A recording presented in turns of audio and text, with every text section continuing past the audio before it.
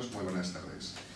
En nombre de la sección africanista les damos la bienvenida y le agradecemos su presencia en el inicio de un nuevo ciclo que lleva por título Ciudades de dioses, héroes y sabios, los vestigios clásicos del norte de África, de la literatura antigua a la materialidad arqueológica. Y bueno, pues estamos iniciando este nuevo ciclo dada la magnífica acogida que han tenido los anteriores. Especialmente me voy a referir al ciclo que coordinó el pasado curso el doctor Jorge García Sánchez, que es el conferenciante invitado e coordinador de este ciclo y la persona que nos está permitiendo descubrir desde la perspectiva de la arqueología, pero también de los viajeros románticos y excéntricos, un África que pues está a mitad de camino entre la literatura, la ficción y la historia. Y yo le quiero agradecer muy de veras su apoyo, interés que ha tenido para montar este nuevo ciclo. Un ciclo, por cierto, que se va a desarrollar de manera intensiva durante toda esta semana, desde hoy hasta el jueves. Ahora les comento que va a contar además con conferenciantes de gran prestigio, algunos ya nos acompañaron el pasado año y alguno también que se incorpora nuevo en esta ocasión. El doctor, a quien presentará luego, la profesora María Antonia García de León, también colega suya, doctora de la Complutense, ella es Sociología de la Educación, vicepresidenta segunda a la sazón de la sección, va a hacer una breve presentación de un amplio currículum a pesar de la juventud del doctor García Sánchez. Y también tengo el placer de estar aquí acompañado por el primer secretario de la sección africanista, Miguel Ángel García Raserón, que va a leernos un texto introductorio de presentación sobre este ciclo. Como digo, el doctor García Sánchez es una persona prestigiosa, es un profesional que además está ilusionado con su trabajo y con el que hemos trabado una buena amistad desde su intervención el pasado año en las actividades africanistas del Ateneo. Le quiero agradecer que a pesar de la falta de recursos, pues haya buscado los mejores conferenciantes y temas muy sugerentes, al menos para todos los que estamos estudiando temas relacionados con el continente africano. Como digo, comenzamos hoy con una conferencia que tiene usted el PowerPoint bajo el título Cirene, de Heródoto al gobernador de la Libia italiana Rodolfo Graziani. Atenas de África, perdón, es el título, Atenas de África. Mañana tendremos a Ángel Carlos Aguayo Pérez, de una institución llamada Pausanias, Viajes Arqueológicos y Culturales, que nos va a impartir una conferencia bajo el título de Bajo del Mar. Por cierto, este título ha suscitado una cierta polémica en redes sociales y bueno, pues querría explicarlo. No es que sea una falta ortográfica adrede, sino que bueno, pues es un guiño a una canción y a una película infantil. Luego me he enterado, me he documentado y es una película, si no me equivoco, La Sirenita, la segunda parte de La Sirenita, creo, ¿no? Entonces, bueno, pues si hay polémica al respecto, bueno, pues el conferenciante tiene la potestad de poner el título y mañana nos explicará por qué se ha tomado esa licencia con el bajo el mar. Es lo que nos dicen que es lo correcto, pero el autor ha querido titularlo así y está en su derecho, con el subtítulo La exploración subacuática de Alejandría. El miércoles tendremos como invitado a Alejandro Quevedo Sánchez, del CSIC, y nos hablará de Tipasa, la ciudad habitada por los dioses, un recorrido por la joya arqueológica de la Argelia romana. Y clausuraremos el ciclo el jueves con Iván Fumado Ortega, de la Universidad de Valencia. Es el conferenciante nuevo con respecto al ciclo del pasado año. Y Alejandro Quevedo también. Y Alejandro Quevedo, perdón, sí, Alejandro Quevedo también. Que nos va a hablar de nuevo de Cartago, antiguos y modernos mitos bajo el examen de la arqueología. Por tanto, gracias a todos ellos, gracias a ustedes que nos acompañan y justifican esta y las demás actividades, y estoy convencido que vamos a disfrutar esta tarde de una excelente conferencia y luego, pues, si lo consideran oportuno, abriremos un coloquio con el autor invitado, con el conferenciante invitado. Sin más dilación, le cedemos la palabra a Miguel Ángel García Raserón para que nos dé un pequeño texto introductorio sobre el ciclo y se pueden hacer ustedes una idea de su contenido. Si quieres te paso esto. Muchas gracias. Pues este funciona también, creo. ¿Funciona? Sí. Bien. Pues buenas tardes. Muchas gracias a todos por su asistencia. Como decía el presidente de nuestra sección africanista, voy a dar lectura a un breve texto que es, digamos, una especie de síntesis de lo que va a ser el ciclo de 4 días, titulado Ciudades de dioses, héroes y sabios, los vestigios clásicos del norte de África, de la literatura antigua a la mentalidad arqueológica. Las civilizaciones de la antigüedad creían que las divinidades y los héroes habían fundado sus ciudades y hacían remontar su pasado a épocas míticas, en las que esos seres superiores y el ser humano convivían más estrechamente. Si bien esta venencia se pensaba que proseguía en las cronologías históricas, las deidades manifestaban su presencia, su tangibilidad, en cada evento, obstáculo y logro que acaeciese en la existencia humana. Así, las leyendas mitológicas, la religión y la historia real se hallaban selladas en una sola línea temporal. De manera que los historiadores que se interesaban por relatar el pasado se hacían eco de las tradiciones divinas como punto de partida. Y así lo reflejan crónicas como la de Heródoto, fundamental. Por ejemplo, en los estudios del territorio líbico. En ocasiones el pensamiento antiguo también apuntaba a los hombres como fundadores de los núcleos urbanos, aunque guiados por la voluntad del dios de turno. En el norte de África, una tierra desconocida y fronteriza, la civilización griega forjó decenas de narraciones en las que semidioses, como Hércules, atravesaban el desierto en el desempeño de sus famosos trabajos.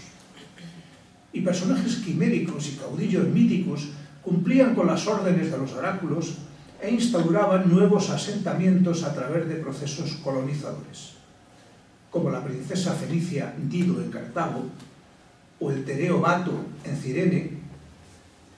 Grandes personalidades históricas como Alejandro Magno imitaron a sus predecesores fabulosos y plagaron el mundo conocido de urbes, Alejandrías, entre las que la egipcia goza de mayor celebridad, que impulsaban el helenismo desde las costas africanas hasta Asia Menor y de la franja de Levante al norte de la India.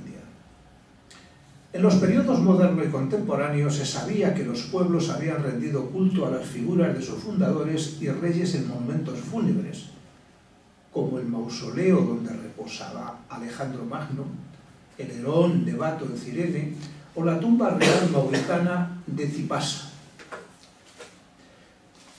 Que los dioses oráculos se veneraban en majestuosos santuarios, entre ellos el de Apolo en Cirene, y que las metrópolis se habían plagado de arquitecturas e ingenierías extraordinarias, como los puertos de Cartago, que las fuentes clásicas describían a veces con minuciosidad. Los primeros arqueólogos, durante un largo tiempo sirviéndose de metodologías acientíficas, privilegiaron la búsqueda de estos enclaves que susurraban las epopeyas arcaicas que se veían en los escritores antiguos, al igual que de los documentos epigráficos que registraran los nombres de los protagonistas. Tipasa en Argelia, Alejandría en Egipto, Cirene en Libia y Cartago en Túnez son las poblaciones que este ciclo, celebrado en el Ateneo, recorrerá de la mano de la literatura clásica y de los descubridores que despertaron los sueños legendarios de estos vestigios enterrados por las arenas. Como ven ustedes, un tema interesante, a la par que exótico y evocador. Espero que disfruten escuchando lo que nos tenga que decir nuestro presentador de hoy. Muchas gracias. Muchas gracias, Miguel Ángel. La verdad es que efectivamente estamos con temas que, aunque desde un enfoque científico e histórico, también vamos a analizarlos desde la perspectiva literaria. porque realidad y ficción, ya lo hemos dicho en otras ocasiones, llegan a confundirse, puesto que la historia muchas veces llena sus lagunas precisamente con los mitos, con las leyendas, con las invenciones literarias. Nada, adelante, la profesora María Antonia García León presenta al autor. Bueno, es un gusto volver aquí a esta sección africanista que tanto estimamos, ¿no? Pues Basilio y todos los presentes de la facultad, y volver con un público interesante, interesado en un Madrid donde la oferta cultural es muy grande y el público es un bien que hay que trabajárselo. Vamos a decir que escaso no, pero que hay que trabajárselo, ¿no?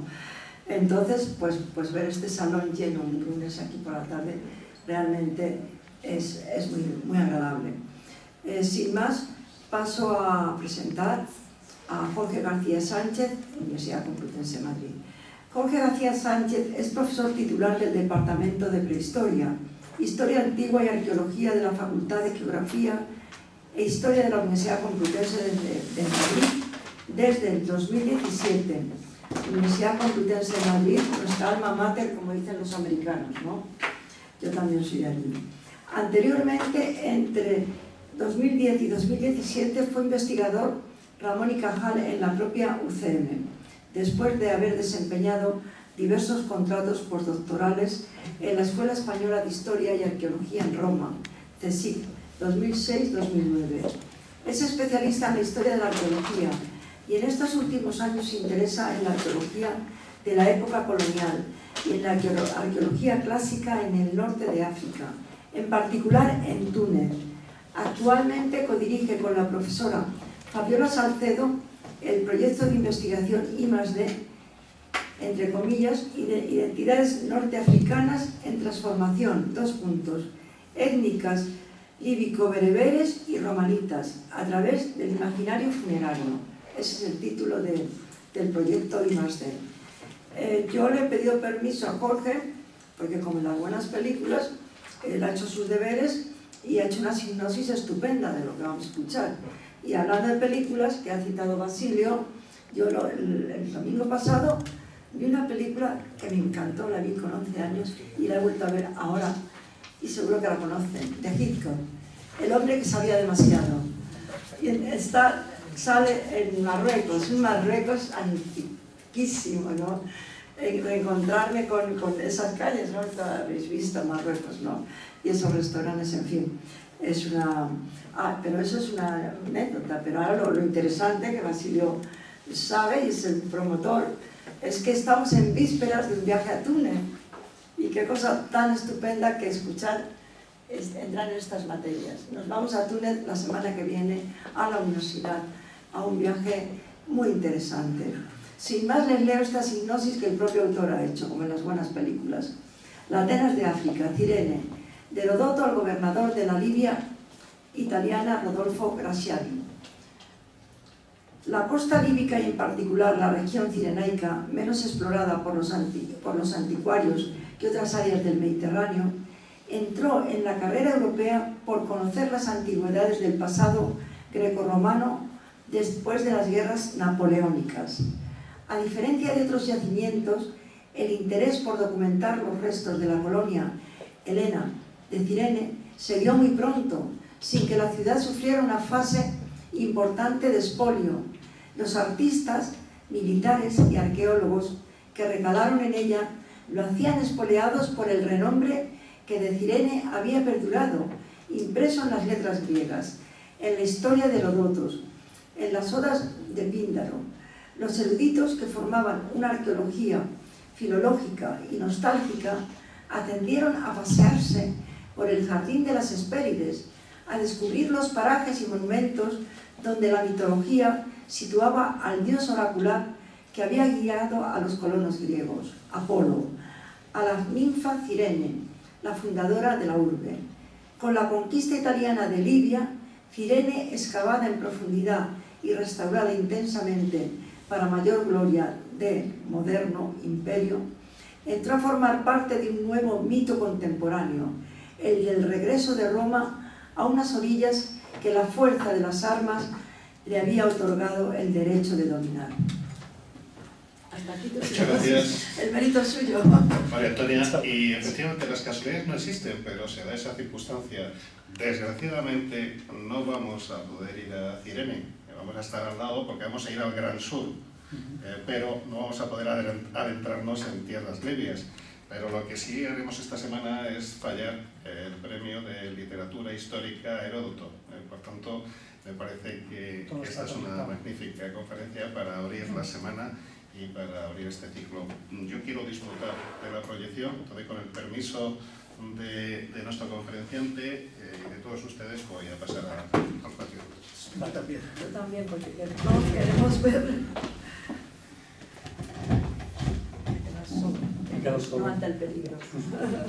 Pues muchísimas gracias por todas estas palabras introductorias, que agradezco además de corazón, porque la verdad es que este último año hemos atado desde la Complutense y desde algunos de los grupos de investigación pues unos lazos de amistad intensa y directa, diría con el Ateneo, pero sobre todo en la persona de Basilio Rodríguez y también de la editorial Pigmalión, que es quien nos ha introducido en esta institución y quien nos ha dado la oportunidad a distintos conferenciantes pues, de estar ante ustedes comentando algunos de estos temas, los que a veces somos más especialistas o menos. Yo siento decepcionarles, pero no soy especialista en Cirene, sino en esta parte de la arqueología colonial, como decían en el resumen, del área tunecina, pero dado que quise hacer una distribución lógica de las intervenciones, pues les pedí a mi amigo Iván Fumadó, que es desde hace muchos años especialista en Cartago y en su historiografía, que hablara él de Cartago. Entonces, yo sí he de decir que llevaba bastantes lecturas sobre Libia y he estado viajando a Roma únicamente para leer revistas de época fascista pues ya un par de veces, y la semana que viene me voy otras 2 semanas a encerrarme en un par de bibliotecas, debido a un nuevo proyecto de investigación que justo empezó a comienzos de septiembre, relacionado con el colonialismo visual en las ciencias. Tenemos aquí además al profesor José María López, que es el investigador principal de ese nuevo proyecto, y yo hago la parte del colonialismo visual en la ciencia arqueológica, pues centrándome en la arqueología italiana y en las excavaciones, sobre todo de Leptis Magna y de Cirene. Así que estoy adentrándome en ese mundo pasando desde Túnez, pero me parecía lógico que en lugar de volver a hablar yo de Cartago, que ya lo hice en el ciclo anterior, pues dar la palabra a otro especialista y además colega mío. Este nuevo ciclo, que además, a lo mejor el título es un poco rimbombante, Ciudades de dioses, héroes y sabios, los vestigios clásicos del norte de África, de la literatura antigua a la materialidad arqueológica, bueno, pues en realidad yo creo que oculta conferencias de divulgación basadas obviamente en la ciencia, en literatura científica y en investigaciones, pero siempre haciéndolo de un modo agradable y distendido para el público presente. También en la selección de autores que he hecho, pues he querido reflejar que fueran personas que estuvieran actualmente trabajando en estos lugares. Entonces, sobre Tipasa en Argelia, que nos hablará Alejandro Quevedo del CSIC, pues él mismo tiene ahora un proyecto de excavaciones en Tipasa. El propio Iván Fumadó nos hablará de Cartago y tiene un proyecto sobre Cartago, digamos la Pértica, el territorio de Cartago.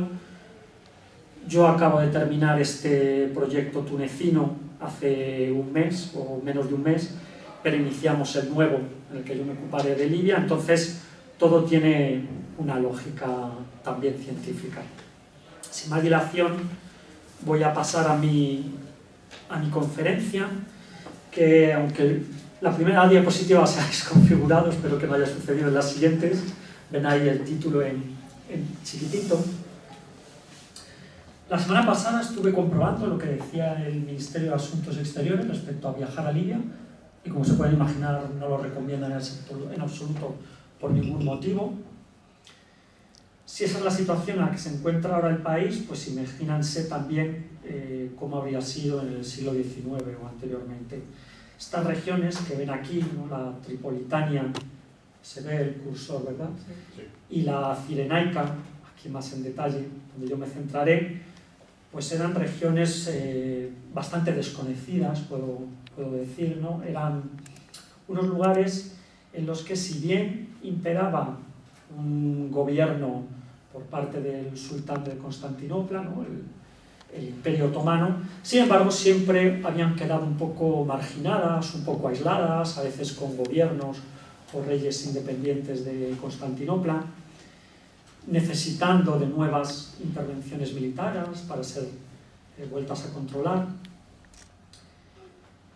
y en la que además había una lucha de poderes, ¿no? Porque aunque pertenecía al Imperio Otomano desde el siglo XVI, desde el sultán de la Sublime Puerta siempre estaba atento a poderes externos e internos que amenazaban ese dominio, ¿no? Poderes externos, obviamente las naciones europeas, como por ejemplo Francia, que ya en 1830 había invadido Argelia, en 1880-81 declarará un protectorado en Túnez, así que es normal que se viera con peligro la actuación de agentes europeos y de viajeros en esas zonas de Libia, como el resto del norte de África, por otra parte. Pero luego también existía una problemática interna, un estado en la sombra, de raíz religiosa, y es que era esta orden, la cofradía Sanusí o Senussi, también depende un poco de en qué idioma lo miren, se escribe de una manera u otra, vamos a decir la cofradía Sanusí, que existía desde mediados del siglo XIX, que en esa época, de los años 30, se había asentado precisamente en la zona de Cirene y que tenía bastante predicamento entre los pueblos beduinos, de la zona, y que básicamente suponía un regreso al Islam, ¿no? Al Islam primitivo, a un Islam, digamos, más riguroso, más respetuoso en cierto sentido que el que estaba imperando en el momento. Entonces, esta cofradía pues suponía también una especie de atentado contra el poder del Imperio Otomano. Esta cofradía tenía distintas sedes, pero siempre basado en las zahuías, ¿no? En estas escuelas desde donde sus doctrinas se enseñaban.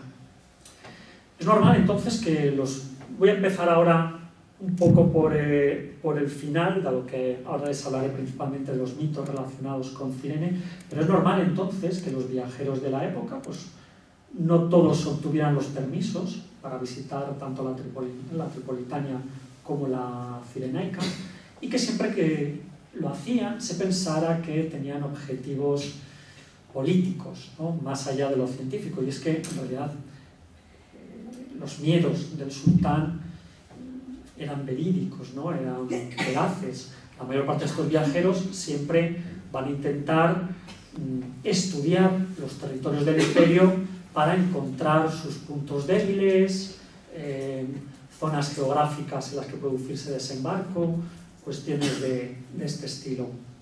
Viajeros como los hermanos William Beechey, que bueno, pues publicarán un libro de sus viajes en torno a 1821-1822, estaban encargados por el almirantazgo inglés de mapear las costas del norte de África, más bien desde la Tripolitania hasta Alejandría, pero a la vez también van a penetrar en el interior, movidos por su interés por las antigüedades, pero también con esta función de espionaje, ¿no? De la época. Además, pensemos que en estos años pues son momentos bastante conflictivos. Por ejemplo, en breve no solamente se va a producir esa invasión de Argelia, sino también la guerra de Crimea en el año 59, 1859, que va a demostrar la debilidad del Imperio Otomano. Pues los hermanos Beechey, como otros viajeros, ¿qué es lo que tenían en mente a la hora de visitar estos parajes?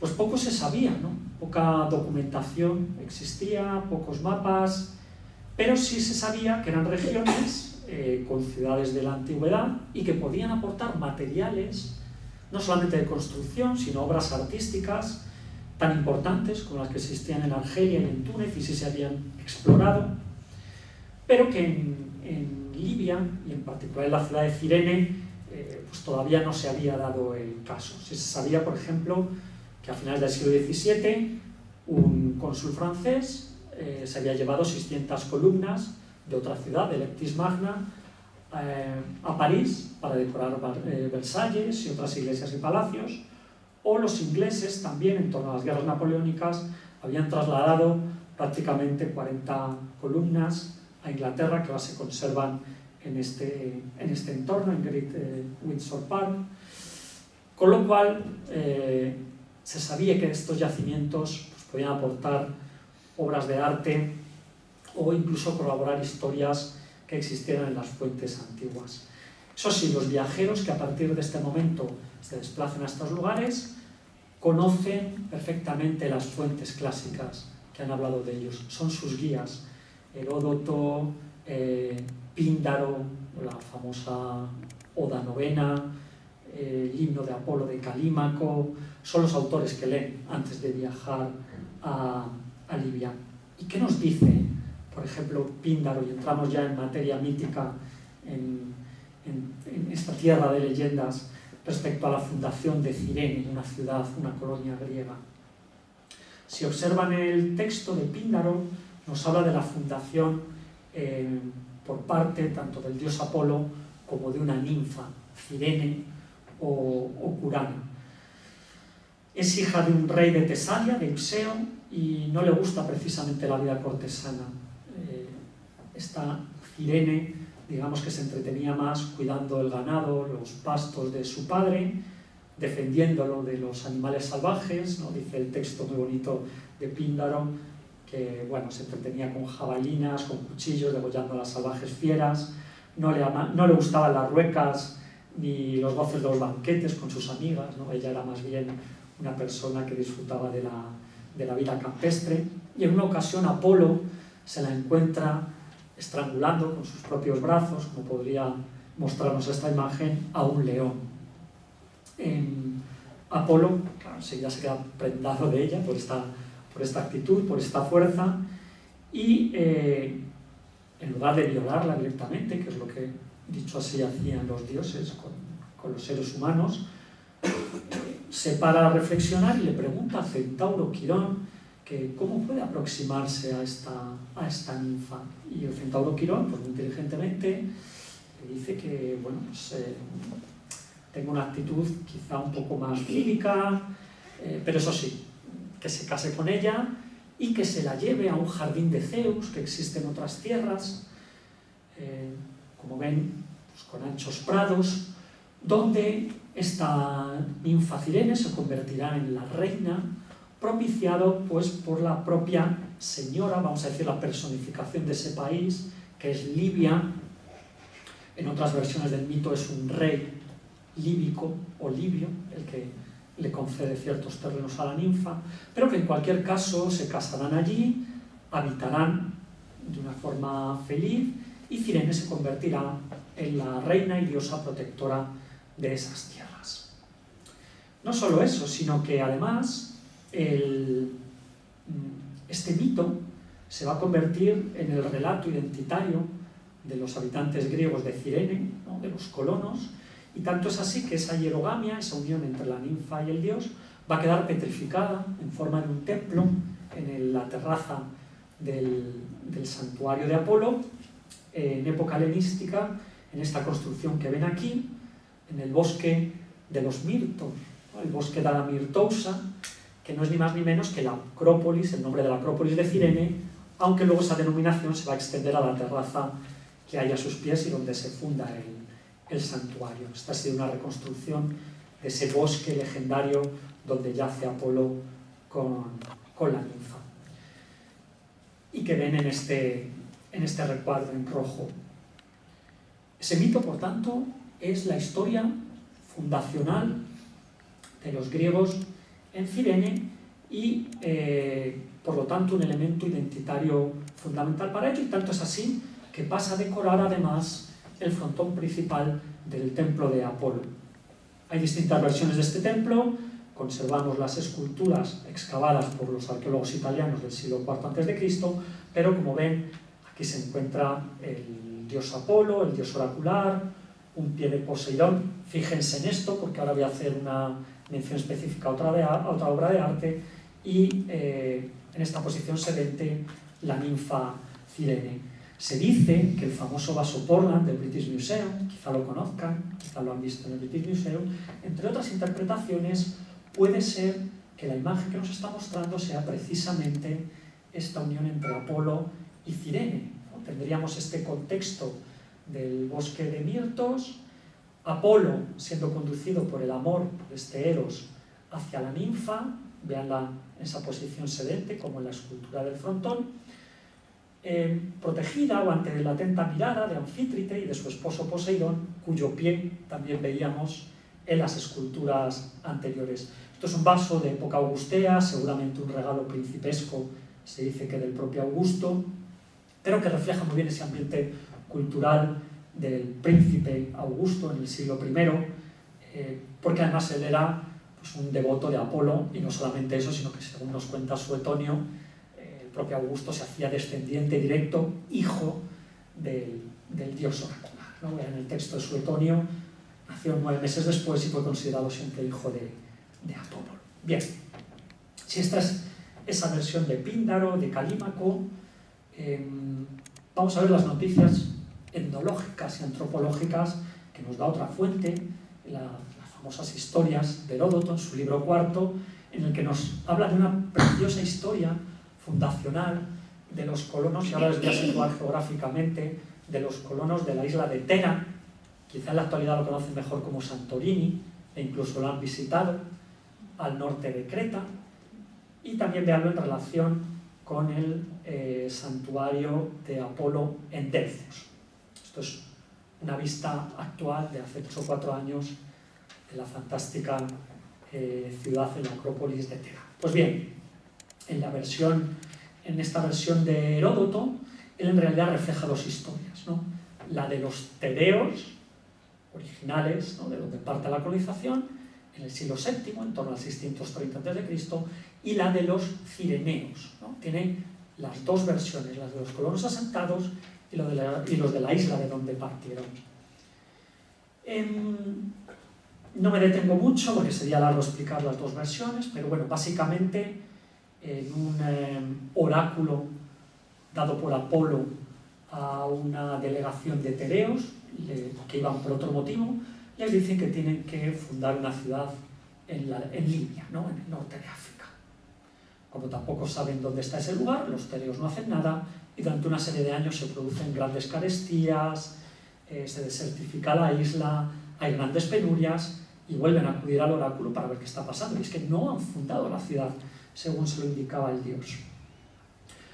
Se ponen a navegar para solucionar esta situación y en Creta se encuentran con Corobio, por un pescador, que podríamos identificar con cualquier obra de arte de la época de un pescador, ¿no?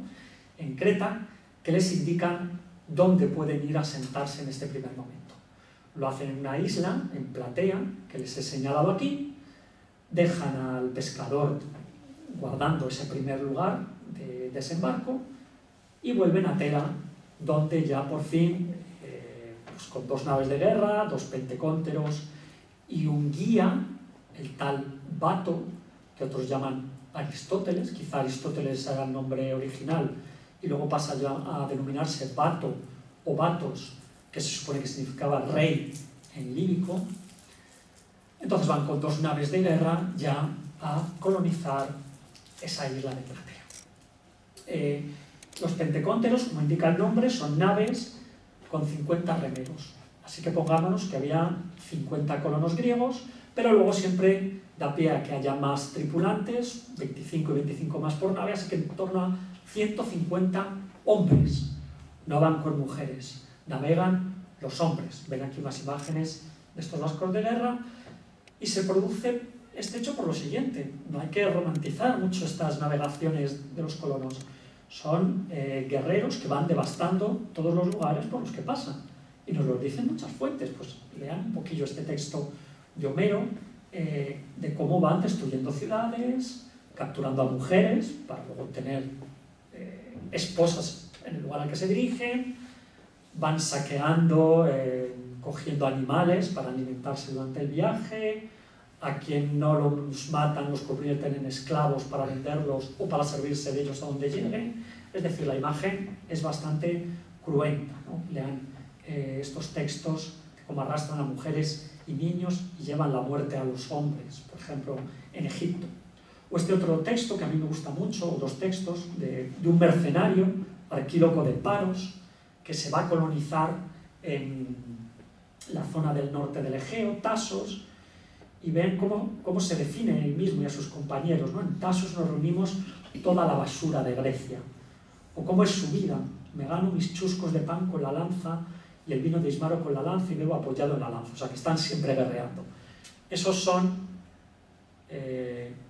si queremos transponer la idea de estos textos, los colonos que avanzan hacia Cirene. Aquí podríamos tener quizá otra imagen de ellos en un fantástico tardío también mosaico conservado en Túnez, en Nabeur, donde podríamos tener la figura de ese Apolo sedente, quizá la ninfa en esta zona de aquí, y Bato en posición heroica dialogando con el propio Dios. La siguiente versión, la de los cireneos, es muy parecida, salvo en que directamente Bato se dirige al oráculo para curar su problema que tiene de tartamudez, ¿no? Él va a curarse ese problema que tiene al hablar, y sin embargo el oráculo le dice que tiene que fundar una ciudad en Libia. Entonces Bato obviamente no lo hace, y sucede lo mismo, las mismas carestías, las mismas penurias, los mismos movimientos hacia esa isla de Platea originalmente. Pero ¿qué diferencia hay? Que los tereos, con Bato, en un principio, como no saben dónde asentarse, vuelven a la isla, ¿no? Vuelven a Tera, y los reciben a flechazos y a pedradas sus conciudadanos. Luego veremos por qué.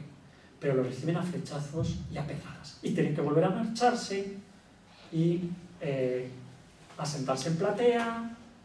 De Platea pasarán a esta ciudad, a Ciris, y luego ya los propios pueblos líbicos de la zona, supongo que alejándolos de zonas quizá más ricas, son quienes les van a llevar finalmente a Cirene, porque es una zona muy lluviosa, húmeda, es el Jebel cirenaico en la actualidad, luego les hablaré de ello, y donde pueden disfrutar de fuentes de agua, lluvias, y es un lugar propicio para la agricultura.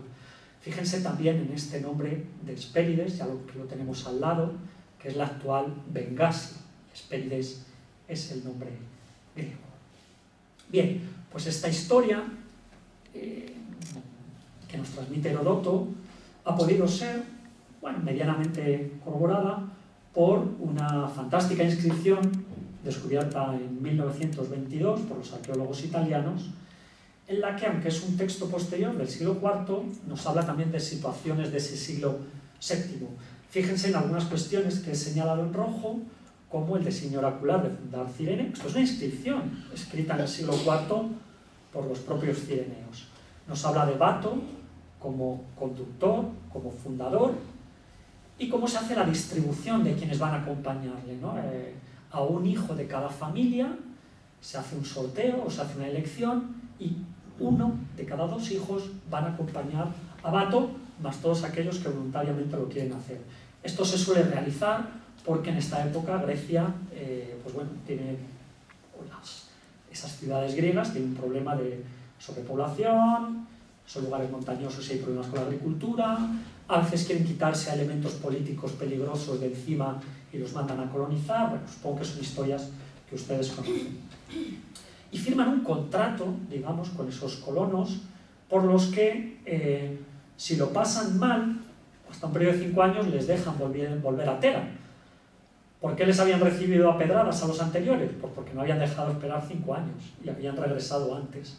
Por eso sus propios conciudadanos no quisieron que desembarcaran. Más que nada porque hay una serie de juramentos a los dioses en esta parte inferior que puede hacer que, bueno, pues que la situación empeore mucho en Tera.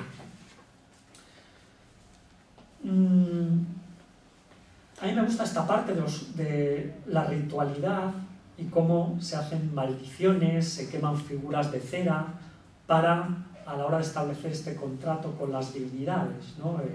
Y las maldiciones de quienes incumplan estos escritos. Se queman imágenes de cera, lo ven en la parte inferior, se pronuncian los votos y las imprecaciones, y el que no se mantenga firme en estos compromisos, él mismo, sus descendientes y sus bienes, pues bueno, van a sufrir una serie de problemáticas, como por ejemplo penas de muerte o que se les quiten sus propiedades y sus bienes, ¿no? Estas son las condiciones de la colonización. Luego, no me voy a meter en ello, pero la historia de Cirene es bastante interesante, pasa por una monarquía, ahora también una república, pasará al control del Egipto faraónico, de los persas, luego también del Egipto tolmaico, finalmente de Roma, con una serie de reyes que llevan todos el mismo nombre, o Bato o Alquesilao, que se van intercambiando, ¿no?, a lo largo del tiempo. Los mitos no acaban ahí, porque si se dan cuenta les he hablado de cómo esa zona en la que se asientan, ya lo vamos a llamar Cirene, es muy rica en agua, en lluvias, en vegetación, es el Jebel cirenaico, en realidad seguramente sea la zona más lluviosa y más verde de toda Libia, ¿no? Es un altiplano, en torno a unos 800 metros, y además se extiende 180 kilómetros, así que si la historia es cierta, a los griegos se les concedió el mejor lugar donde asentarse y cultivar, que al fin y al cabo era una de las razones por las que se realizaban estos viajes. Y todo nos habla entonces de la vegetación, de la frondosidad, de la riqueza, de la producción de Cirene. Este nombre que les he escrito aquí, Aristeo, no es ni más ni menos, y continuamos con el mito, que el hijo de Apolo y de la ninfa Cirene. Entonces Aristeo se le tiene por un dios pastor, un poco a la manera de su madre, pero también el originador del silfio, de una planta que hoy en día se relaciona con un hinojo gigante, pero que ya ha desaparecido, no se podía cultivar, digamos que se obtenía de forma salvaje, y que los cireneos van a exportar por todo el Mediterráneo. Es su producto estrella, junto a los caballos, como nos cuenta Estrabón. Son grandes jinetes, los cireneos, y por eso van a ganar muchas competiciones de los Juegos de Delfos, los Juegos Píticos, de los Juegos Olímpicos, o cuando Alejandro Magno se acerca a Sigua, ¿no?, a consultar ese famoso oráculo, le van a regalar 300 caballos. El silfio, entonces, es una planta que desapareció ya en la antigüedad. En el siglo I después de Cristo, Plinio nos cuenta que es ya una rareza, pero sin embargo se había estado utilizando vamos a decir, en las artesanías perfumeras, para la alimentación, para la medicina, hasta su desaparición paulatina. Luego hay noticias en el siglo V de que todavía existe. Es que siempre encontramos datos contradictorios. La imagen que tiene a la derecha, y con la que se ha publicitado esta conferencia, sería una teórica escena del rey vigilando la carga de silfio para ser transportado en barcos por el Mediterráneo.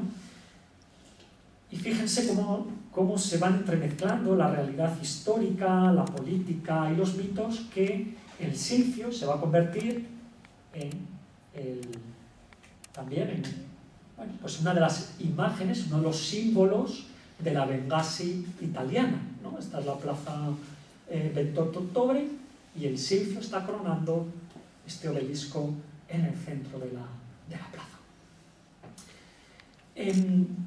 Entre esas historias que les estoy contando de Heródoto, pues se ha mencionado repetidamente la fuente de Apolo, ¿no? Ese caudal de agua que nunca, esa fuente eterna que nunca se detiene, y que ven aquí en este círculo rojo en relación con el templo de Apolo y la terraza del santuario.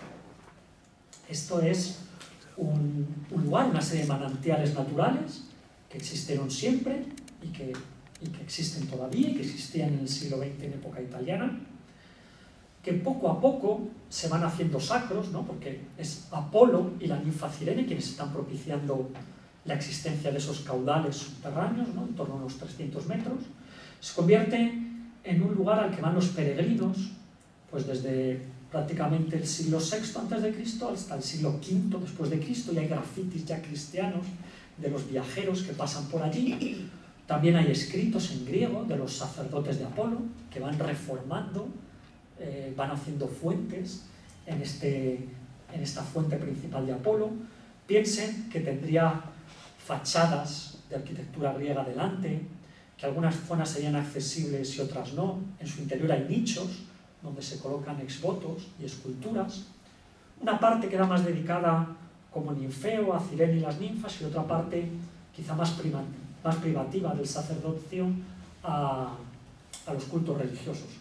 Pero hay que decir que en las grandes procesiones dedicadas al dios, pues ahí se unge animales, la gente va a las fuentes con las ánforas a por agua, es decir, que tiene un uso también cotidiano. Bueno, pues la fuente, el Silfio, la fuente de Apolo, son todo mitos relacionados con la riqueza de esa zona, también la riqueza hídrica.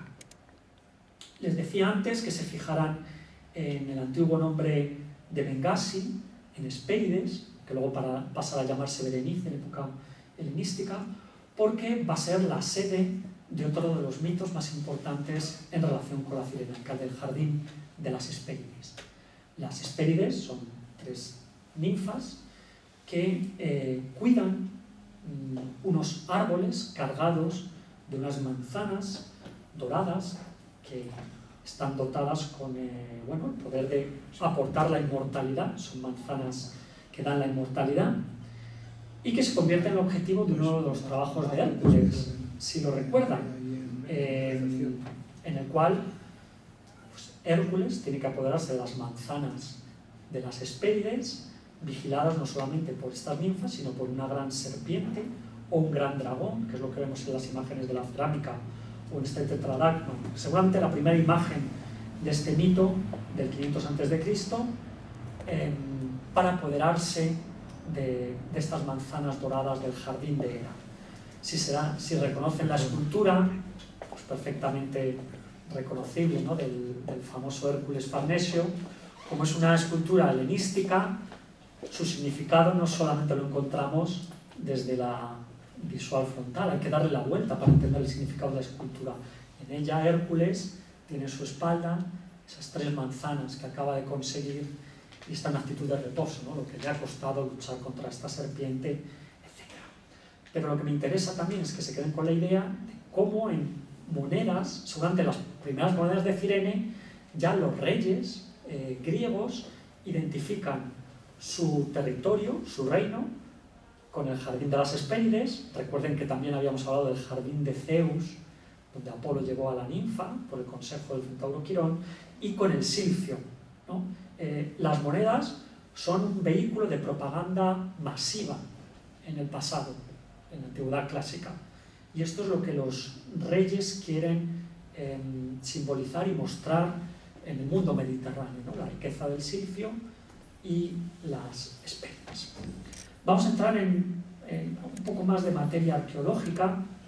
Les enseño ya una planta de la ciudad, porque hemos estado hablando de ella todo el rato, pero sin llegar a ver sus construcciones, que por supuesto se llegaron a conocer a través de una serie de excavaciones arqueológicas que llegan hasta el siglo XXI, pero para que tengan una visión de conjunto, aquí tenemos la Acrópolis de Cirene, en la parte oeste, la terraza del santuario, con el templo de Apolo y el teatro, la fuente de Apolo, y luego la parte central, lo que es el ágora, con las instituciones cívicas.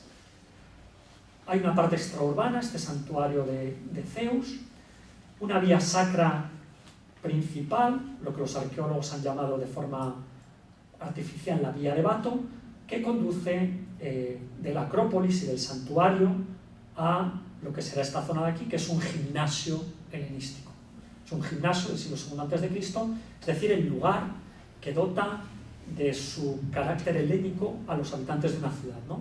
Los griegos son quienes se forman en el gimnasio, en la paideia, en la educación tanto física como moral que obtienen este centro, y que en época romana será el foro o uno de los foros de la ciudad. Esta vía de Bato es interesante, ¿no? Como les digo, nos conduce a ese foro, al Caesareum, aparece mencionado en las fuentes y además pasa no solamente por el ágora, sino por un lugar que es también fundamental para los colonos, la tumba de Bato, la tumba del fundador, ¿no? Del oikistés, del guía de la expedición.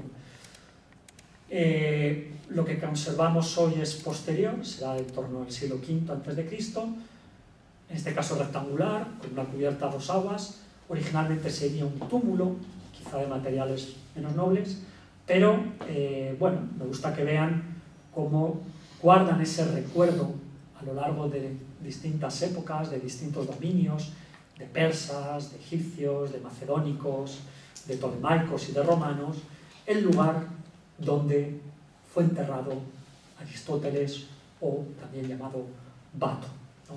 Esta mención que se hace en el texto de Píndaro, que se encuentra frente al Palacio Real, es porque en la Acrópolis, el primer lugar donde se asientan los griegos, siempre en alto, para defenderse, estaría el palacio, pues, de los gobernadores egipcios, persas, posteriormente romanos.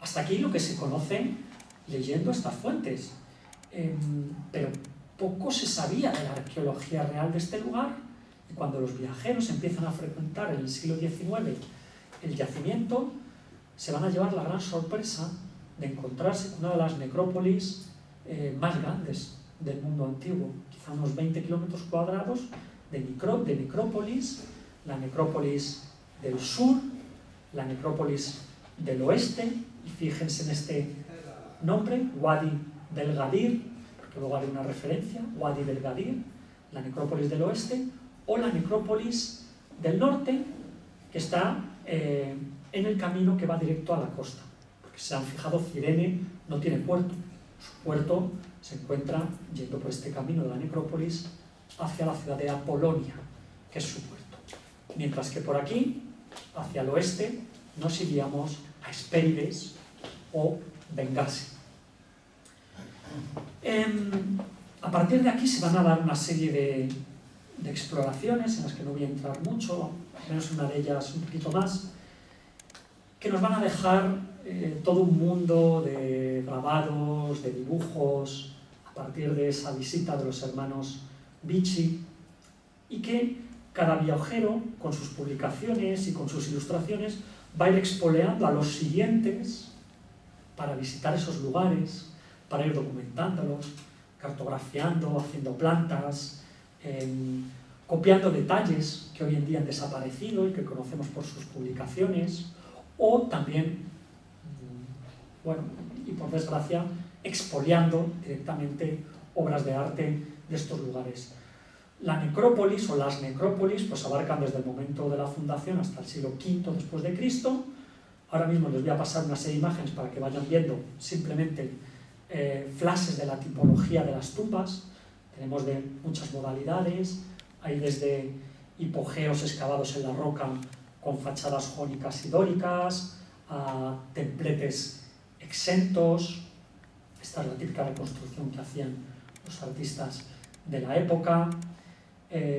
Son imágenes muy románticas, con los beduinos ya acampando por esas zonas, aunque vamos a ver luego que de romanticismo tiene poco, sobre todo durante la ocupación, durante la invasión italiana. Hay también sarcófagos que aparecen directamente abiertos, expoliados en sus ajuares, como las tumbas, por cierto. Evolución y reutilizaciones en época romana, por ejemplo, se hacen muchos nichos en la parte externa para colocar retratos quizá de los difuntos, quizá de divinidades en su parte externa. Vea la grandiosidad de estas imágenes. Hemos pasado ya algunos de los grabados de Murdoch Smith y de Porcher, que son dos británicos que visitan Cirene un poquito más adelante, 40 años después de los hermanos Bichi. También de los interiores, que para las inhumaciones romanas, de época romana, tienen ya estos fantásticos arcosolios rematados por conchas. Hay pinturas, hay frescos que han desaparecido en su mayoría, pero que son decoraciones que podemos conocer por estos dibujos. Estas son algunas divinidades que se encontraban en esos nichos, en las fachadas o en el interior. Algunos piensan que pueden ser la difunta, pero bueno, tiene una tipología muy parecida. Y hay quien dice, no, será Perséfone, ¿no?, la reina del inframundo. Bueno, los arqueólogos han llegado a un status quo y simplemente lo mencionan como la diosa de la muerte, y en los museos tanto de Trípoli como de Bengasi y Cirene pues hay muchas imágenes de estas diosas helenísticas de la muerte.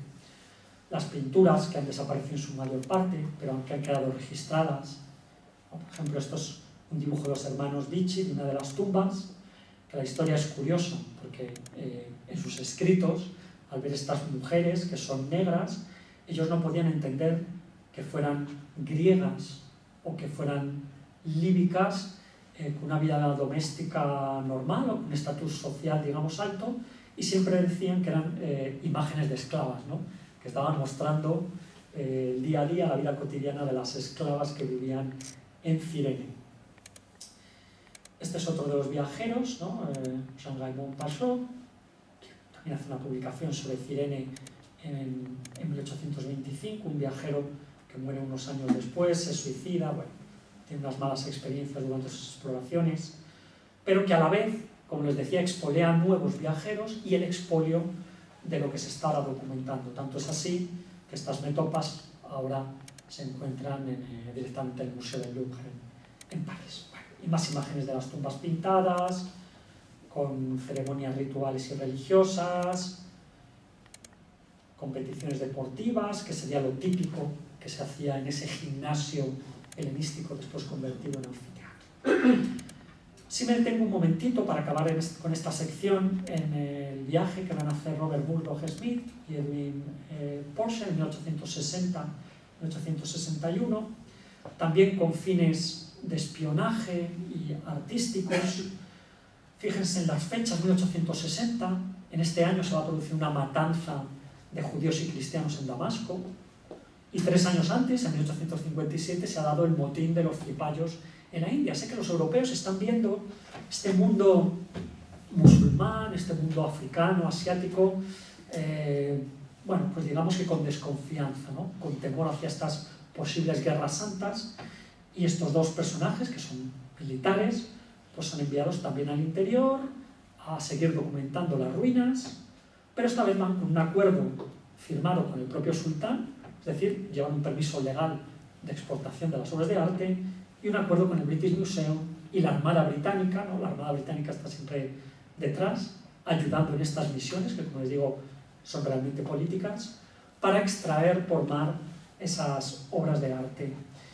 Me gusta mucho esta imagen de la fuente de Apolo, porque en realidad Cirene es bastante desconocida. Quizá ustedes han venido aquí porque tienen alguna relación con ella, o han leído sobre ella, o la conocen, pero con otros descubrimientos arqueológicos pues no tiene comparación, ¿no? En el libro que publicaron en el año 64, Murdoch Smith y Porcher lo inician con esta entrada, ¿no?, en la fuente de Apolo, que es un preámbulo fantástico para una aventura oriental, ¿no?, para un gran descubrimiento arqueológico, como se daban otros en la época quizá más famosos.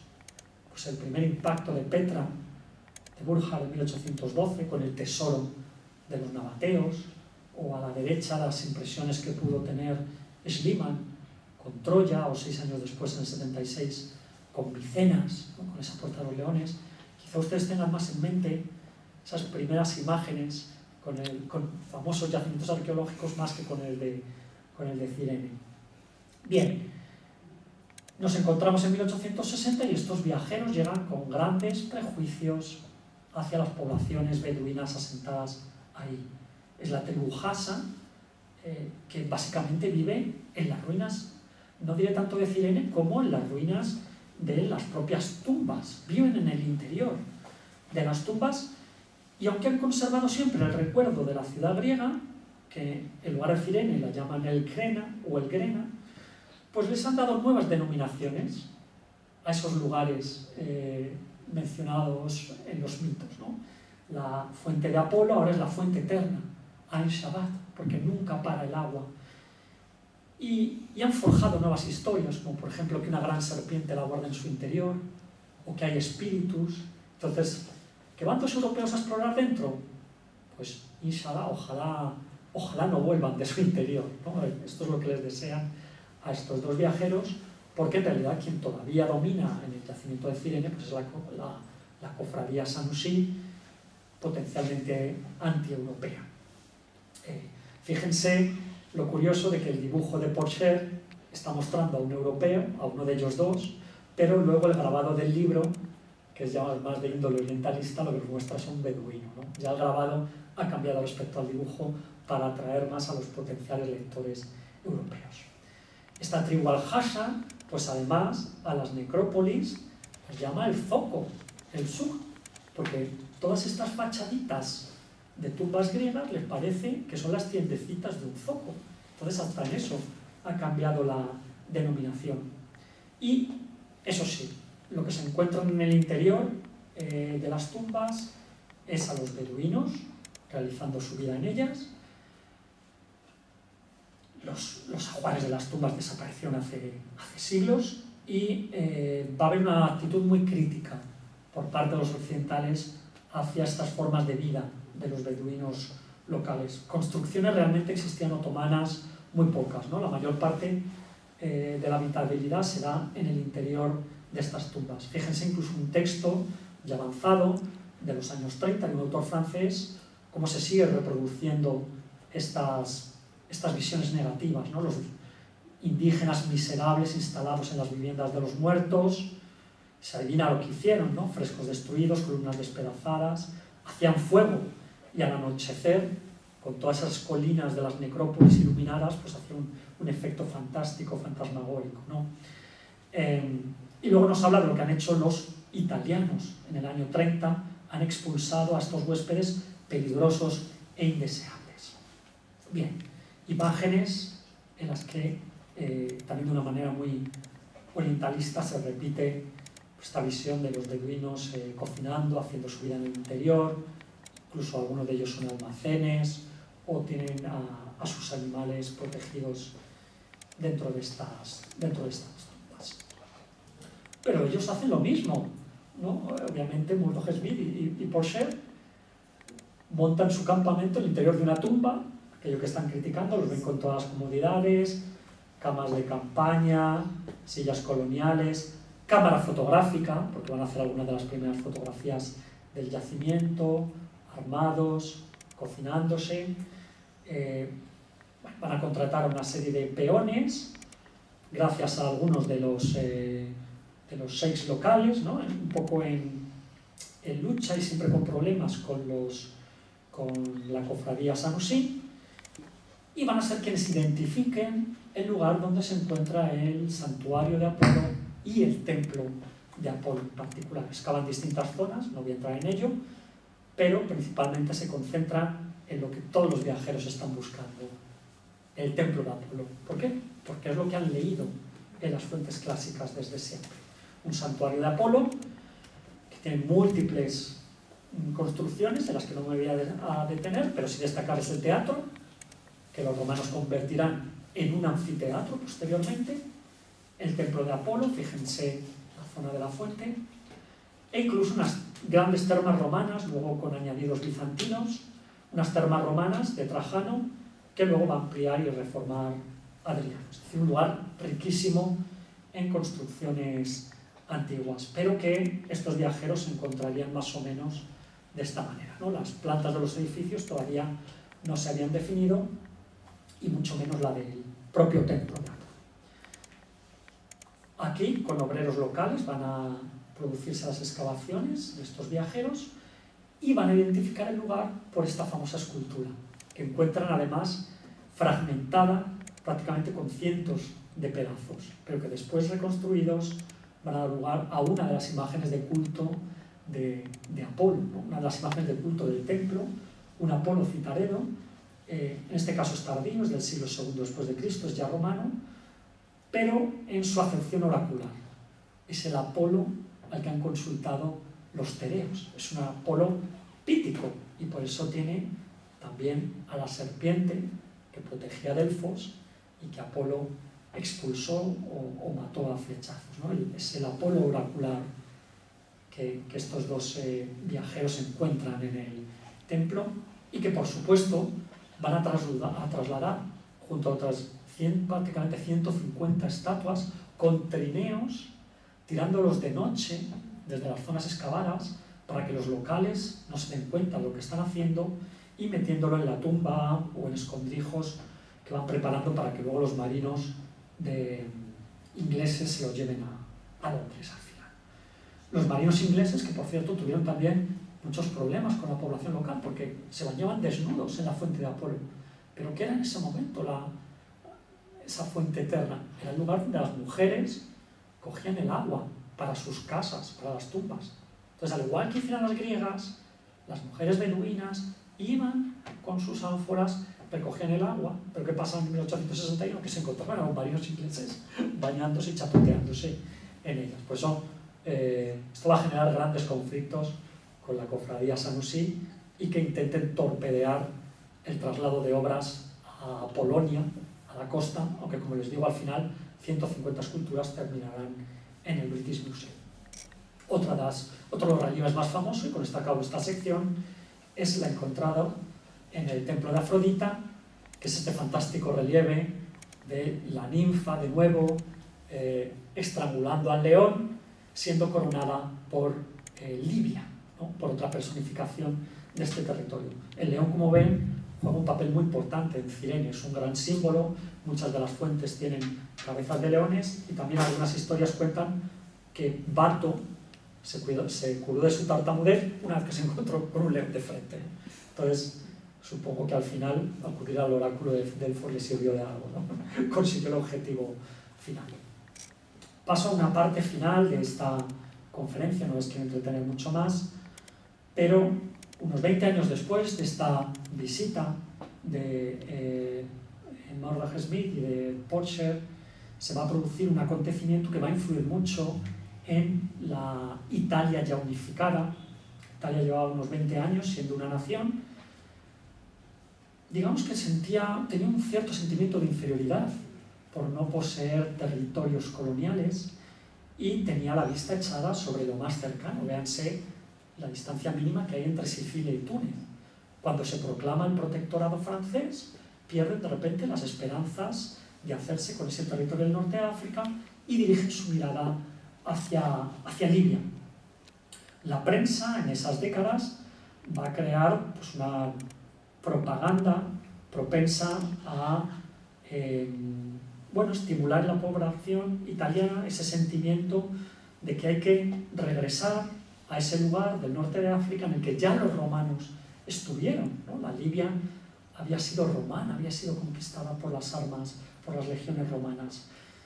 También los periodistas escriben, ¿no? van creando este caldo de cultivo sobre la riqueza de la Tripolitania y de la Cirenaica, propensa para la agricultura, sobre cómo los problemas de una población excesiva en Italia podrían controlarse y solucionarse con esos territorios coloniales, de tal manera que se va a producir finalmente la invasión y la guerra de 1911-1912 con el Imperio Otomano, pero en tierra líbica.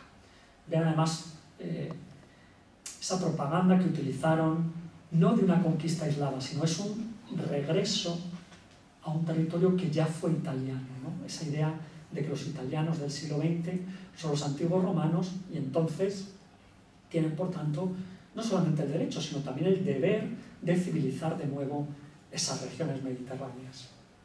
Vean la fantástica ilustración de la parte derecha de un marino italiano de 1911 desenvainando la espada de un centurión muerto hace siglos en las costas de Tripolitania. ¿No? Es quizá una imagen que directamente nos habla de ese uso de la antigüedad por parte de los teóricos italianos. No me voy a meter, obviamente, en todos los procesos históricos que van a suceder de ahí al gobierno fascista, pero en dos pinceladas, sí decirles cómo en esa guerra se consigue conquistar la Tripolitania y la Cirenaica, el Fezzan también, ¿no? La zona del sur de la Tripolitania. Durante la Primera Guerra Mundial, los italianos tendrán que retroceder a las ciudades costeras Y después de la Primera Guerra Mundial, desde 1922 hasta 1932, se va a iniciar esa reconquista italiana de la antigua colonia. Una conquista que va a ser bastante brutal en la zona del Fezzan, con bombardeos, con la utilización del gas mostaza, brutalidades que debo decir que se multiplican desde 1929 en la conquista de la Cirenaica. Los métodos utilizados aquí pues van a ser desde la creación de campos de concentración, donde masas y masas de personas, se calcula que en torno a 100.000, fueron confinadas en campos de concentración. También toda esta zona con la frontera de Egipto fue muy vigilada, militarizada, fueron realizadas distintas vallas con alambre de espino para intentar que no huyeran hacia Egipto las poblaciones cirenaicas. Hubo fusilamientos, ahorcamientos, ganados que fueron masacrados, pozos clausurados, movimientos de población. Se calcula que por el camino a esos campos de concentración y luego en ellos murieron en torno a unas 50.000 personas, quizás 60.000 personas, de unos 100.000, quizá un tercio, otros dicen que un cuarto de la población de la Cirenaica murió a manos de los italianos en este conflicto, que finaliza en torno a 1931 con el ahorcamiento del líder de esa oposición senusita y líbica, con el ahorcamiento de Omar al-Mukhtar. Aquí ven sin embargo unas imágenes de esos campos de concentración que desde los años 80 han sido bien estudiados y cómo pues las condiciones eran infrahumanas. Se leen en textos que las mujeres, por ejemplo, no pueden salir de las tiendas de campaña porque cuando salen son violadas por los italianos o por los guardas eritreos. Los niños, por ejemplo, que han quedado huérfanos, son adoctrinados, son introducidos en las juventudes árabes del Litorio. En fin, todo ello justificado, sin embargo, por el aparato fascista como una forma de higienizar, de civilizar a esas poblaciones que en realidad lo que ocultaba era un método violento para acabar con la guerra. Quien va a dirigir todas estas operaciones es el Rodolfo Graziani.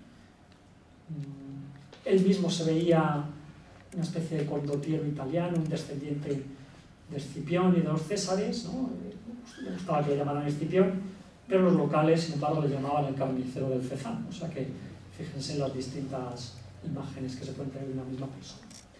Cirene va evolucionando como ciudad también durante la Primera Guerra Mundial. Ven aquí algunos de los edificios italianos en un mapa de la época.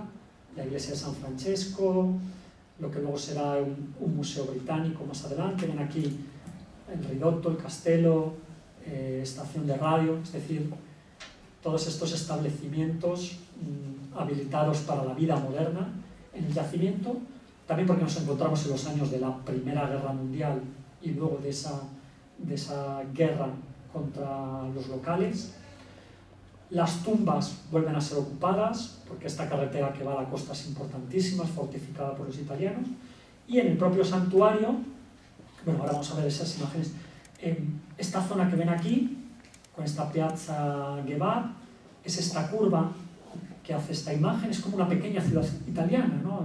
Hay un pequeño albergue que se llama el albergue Bologna, hay pequeñas vilas y casitas italianas, hay algunos pequeños restaurantes, se italianiza lo que es Cirene, y eso sí, va a haber una pugna constante desde la Primera Guerra Mundial entre los italianos y los arqueólogos, porque los militares están establecidos sobre la propia terraza del santuario de Apolo, impidiendo trabajar, al menos de una manera libre y lógica, a los arqueólogos. Fíjense en que todas estas construcciones, estas vías, estos barracones, hornos, mensas, hospitales, se construyen, por ejemplo, sobre la cela, sobre el propio templo de Apolo. La fontana, la fuente de Apolo, se convierte en un parque de ambulancias y en un parque de automóviles, aunque todavía sigue siendo usada por la población local. Son las transformaciones de la Primera Guerra Mundial. Y van a ser los soldados, entonces, que en un primer momento exhumen algunas de esas edificaciones y de las obras de arte que inmediatamente suben a la categoría de símbolos. Uno de ellos es esta Venus de Cirene, esta Venere di Cirene, que es en realidad una Afrodita helenística, la Afrodita que sale de las olas, que sale del mar, que fue encontrada céfala, sin cabeza, la cabeza nunca se encontró, en esas termas romanas que les he señalado, y que enseguida se hace una propaganda tremenda en torno a ella. Vean que aparecen sellos, en obras de arte de pintores de la época, en postales, porque además los soldados italianos le dan el significado de que es una especie de matrona, de mujer italiana, rescatada de la barbarie a la que habría sido sometida por los locales, por los árabes, por los bereberes, si no hubiera estado escondida bajo las arenas.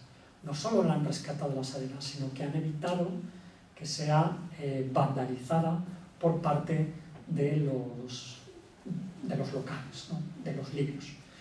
La historia de esta estatua no sigo mucho más, pero enseguida se llevó a Roma y en 2008 fue devuelta a Gaddafi, fue devuelta al gobierno libio.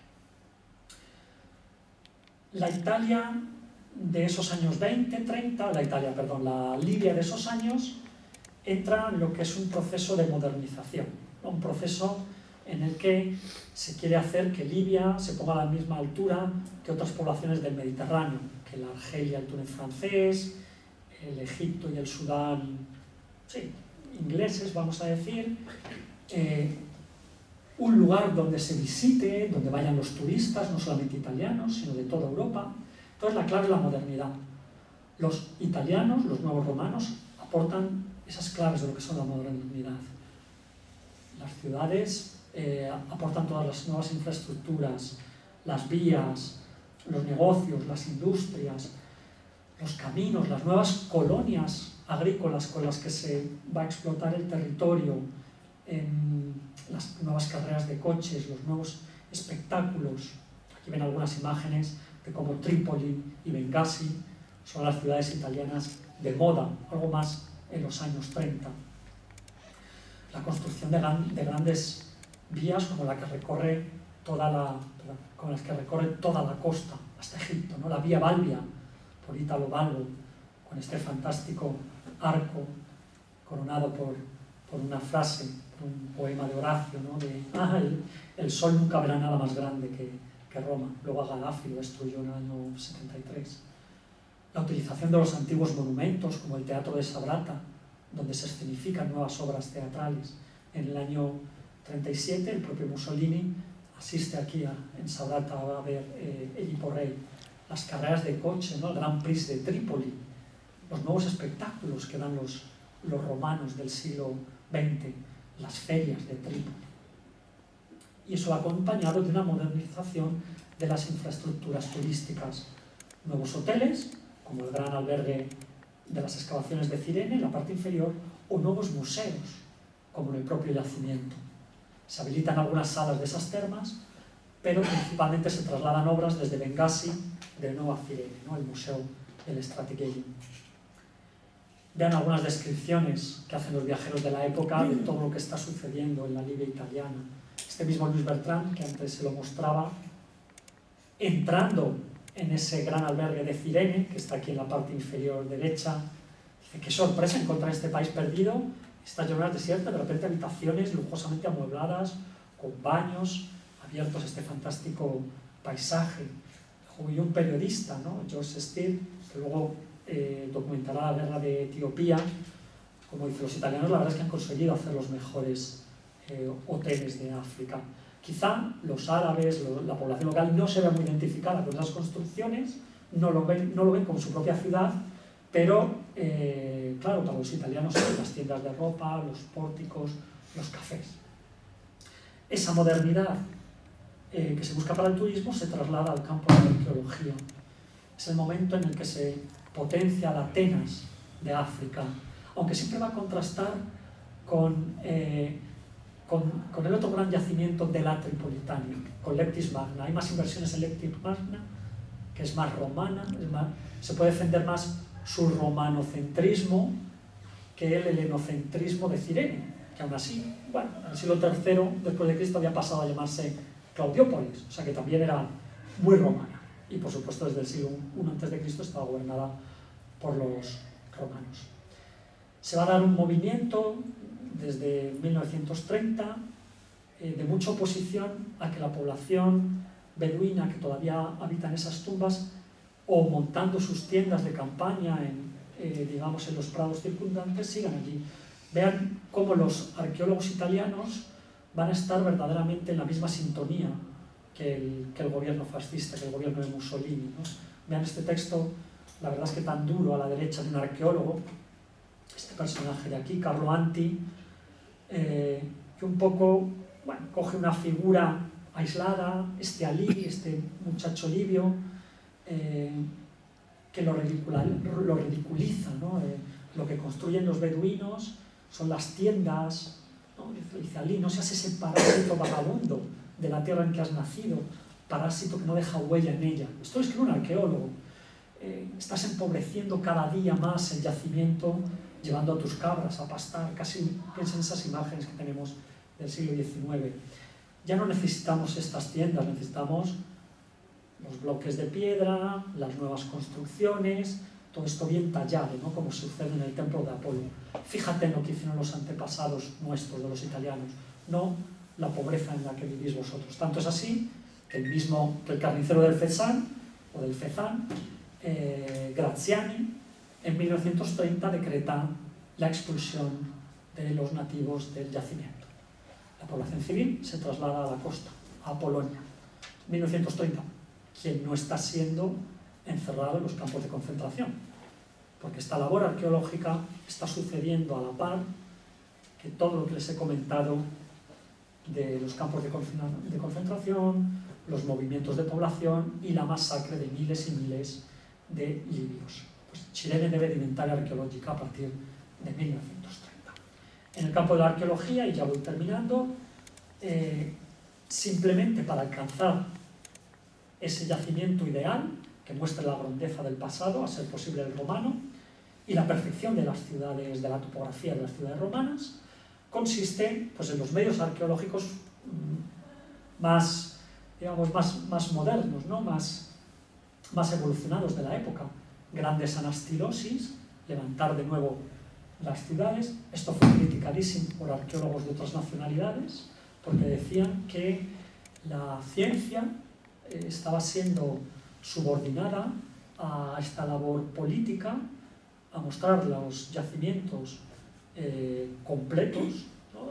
Digamos que totalmente levantados en sus elementos arquitectónicos, en detrimento de una excavación más científica, más detallada, que es lo que están reclamando los arqueólogos del momento. Hay imágenes de estas anastilosis, de la documentación cinematográfica, las famosas vagonetas de Coville, en la parte inferior, que trasladan toneladas y toneladas de tierra fuera de los yacimientos. Esa política de querer mostrar la grandeza del pasado reconstruyendo todo, entonces es una guerra también contra el desierto, contra la arena. ¿No? Vean la imagen, en este caso es de Leptis Magna, he hecho un poco de trampa, de cómo se podían ver a comienzos del siglo XX esa zona de la basílica de Septimio Severo, antes y después de ser excavada y más que restaurada, reconstruida por los arqueólogos italianos. Vagonetas de Coville que van a convertirse en un símbolo de la dominación también. Aquí lo que ven son visitas de personajes de prestigio, ven al propio Mussolini, al hermano de Mussolini, Rudolf Hess, la comitiva del rey Vittorio Emanuele, que hacen la visita de Leptis Magna siendo trasladados en las vagonetas de Coville, ¿no? Ponen ahí unos cojines y nunca verán un italiano tirando estas vagonetas. Son siempre los nativos quienes van empujando a estas visitas de alto estado. Entre esas metodologías arqueológicas está la fotografía aérea arqueológica, que también tiene su trampa en 2 o 3 sentidos. Primero porque nos muestra lo que es la urbe sin ningún elemento humano, ¿no? Fuera del tiempo, fuera de cualquier indicación cronológica. Es una ciudad eterna, es como Roma, solo que en África. Cirene es otra ciudad más que demuestra la inmortalidad del Imperio Romano, ahora captada desde el aire, con un elemento tecnológico completamente moderno, que está siendo utilizado a la vez para la dominación de esos territorios y la conquista. Los aviones que habían bombardeado a los libios y que luego bombardearán a los etíopes. Y que además nos muestra dos mundos, el mundo completamente tecnologizado de los italianos respecto a esa civilización, a esa cultura más atrasada, ya sea de los libios o ya sea de los etíopes. Bien, como les digo, tenemos bastante documentación de estos momentos en los que los arqueólogos van a levantar prácticamente de la nada las ciudades enterradas bajo las arenas. Aquí ven restos de Cirene, todavía conservando esa pequeña ciudad italiana que entre los años 34, 35, 36 también va a ser siendo demolida para dejar la vista completa del yacimiento. ¿Quiénes fueron los peones? ¿Quiénes fueron los obreros utilizados en todas estas excavaciones arqueológicas? Los propios libios. En la legislación italiana se contempla que esos prisioneros, quienes estén condenados, puedan o bien trabajar en las infraestructuras, en los caminos, las fábricas, o bien en las excavaciones arqueológicas. Por eso tenemos muchas imágenes de estos prisioneros de guerra con soldados vigilándose. Yo creo que esta va a ser gran parte, va a ocupar parte de mis estudios en esos nuevos proyectos en la Complutense. Y si no son prisioneros, desde luego son poblaciones que han quedado empobrecidas una vez que se han quedado sin sus tierras, que han sido dadas a los colonos italianos, sin su ganado, o trasladados a nuevos pueblos y ciudades, perdiendo toda relación, incluso, bueno, vamos a decir, étnica, en la población tradicional en la que vivían. Ya acabo simplemente diciéndoles que en el año 42 Cirene cambiará de manos varias veces, con los británicos, australianos, neozelandeses, regreso de los italianos y los alemanes. Después de que los británicos se marchen y los italianos recuperen Cirene, pues va a haber una gran propaganda respecto a cómo han sido destructivos. No se ha activado aquí este vídeo, no sé bien por qué, pero bueno, cómo los ingleses han destruido el Museo de Cirene, sus estructuras, etc. Luego se ha demostrado tiempo después que en realidad se provocaron los daños típicos relacionados con una guerra a gran escala y que algunas de las piezas que se decían que habían sido robadas en realidad se encontraban en otros depósitos. Y no está pasando, ¿verdad? A la última se ha quedado... Este último vídeo estaba un poco cargado y por eso no avanza. Vamos a ver, me queda solamente una diapositiva. Bueno, si en algún momento va a ella, la podrán ver, pero sí me ha parecido muy curioso el hecho, y seguro que ustedes lo conocen, que esta película del León del Desierto, seguro que la conocen, con Anthony Quinn haciendo de Omar al-Mukhtar, se ha ido al principio. Un momentito. No, aquí estoy. A ver si puedo ponerla. Iniciar presentación. Ha aumentado el porcentaje abajo a la derecha. Ha aumentado mucho, ¿no? Bueno, era solo una diapositiva, a lo mejor volveremos. Se podrá ver. Pues esa película del León del Desierto, que es del año 81, y que muestra... vamos a ver ahora. A lo mejor termina pasando, y que muestra, incluso utilizando metraje de los años 30, esos campos de concentración y el ajusticiamiento de Omar al-Mukhtar. Piensen que se hizo en el año 81, también con la aportación de 35 millones de dólares por parte de Gaddafi, pero que sin embargo nunca fue emitida en cines italianos, porque Giulio Andreotti declaró que era una afrenta contra el ejército italiano hasta hace un mes. Hace justo un mes, o menos de un mes, en torno al 16 de septiembre, en 6 ciudades italianas se ha propuesto mostrar esta película del León del Desierto por primera vez. Por primera vez significa que ni siquiera en la televisión italiana había sido emitido, salvo en una cadena privada, y eso después de la visita de Gaddafi en 2008, que llevaba incluso en su programa para hacer acuerdos con el gobierno italiano, el que por favor se proyectara la película del León del Desierto, que aquí tenemos, en las pantallas italianas. Pues hace un mes, vean aquí, el 16 de septiembre, por primera vez llega a los cines, 40 y pico años después, la película protagonizada por Anthony Quinn y con Oliver Reed haciendo el papel del general Graziani, ¿no? Con algunas imágenes en las que bueno, pues se nos muestra esa crueldad, ¿no? Ese genocidio real que sucedió en los campos de concentración italianos, algo que no ha sido reconocido ni estudiado prácticamente hasta los años 80, gracias a Angelo Del Boca y otros autores, que ven parte del metraje original que incluyó la película, que con ella termino. Muchas gracias por su atención.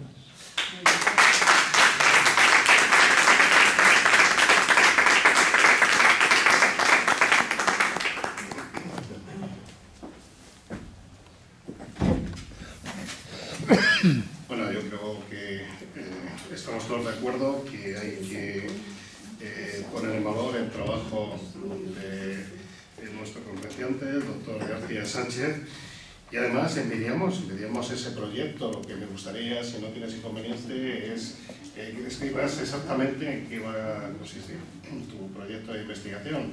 ¿Vas a hacer excavaciones? ¿Vas a hacer una búsqueda bibliográfica? ¿Vas a documentar lo que fue la evolución, ¿no?, de esta zona y de Cirene? ¿En qué va a consistir, si no tienes inconveniente en contarlo? No tengo ningún inconveniente.